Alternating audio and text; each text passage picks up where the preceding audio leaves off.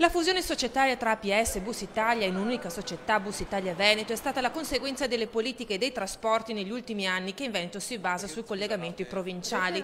Le due società partivano da situazioni opposte per quanto riguarda i contratti. Oggi, non senza fatica, si è giunti al dunque e i contratti sono stati armonizzati, nessuna differenza tra lavoratori. Sindacalmente stiamo concludendo in questi giorni tutte le operazioni di fusione tra APS e Bus Italia nella società Bus Italia Veneto. L'armonizzazione contrattuale significa portare tutti i lavoratori all'interno dello stesso contratto e abbiamo ottenuto in questo contesto che i lavoratori di Bus Italia hanno finalmente dopo 20 anni un contratto aziendale dove tuteliamo comunque la retribuzione di tutti e i lavoratori di APS non hanno mai visto in discussione né il posto di lavoro né la loro retribuzione. Un'occasione per pensare anche al futuro del trasporto pubblico. Che chiudere le corsie preferenziali, non favorire il trasporto pubblico sicuramente crea un disagio. Lei come immagina il futuro del trasporto pubblico padovano?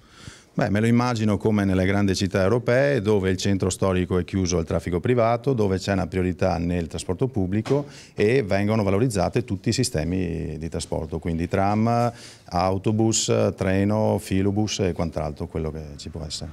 È logico che i cambiamenti anche per noi lavoratori ci saranno, è per questo che questa armonizzazione tende a ridurre questo cambiamento in peggio per quanto riguarda i lavoratori. Noi ci abbiamo messo del nostro meglio in questi ultimi 6 mesi, abbiamo avuto parecchi incontri con l'azienda, ci sono stati degli scontri, per carità anche duri, però l'azienda ci è venuta anche incontro su parecchie nostre richieste e penso che il risultato ottenuto sarà buono.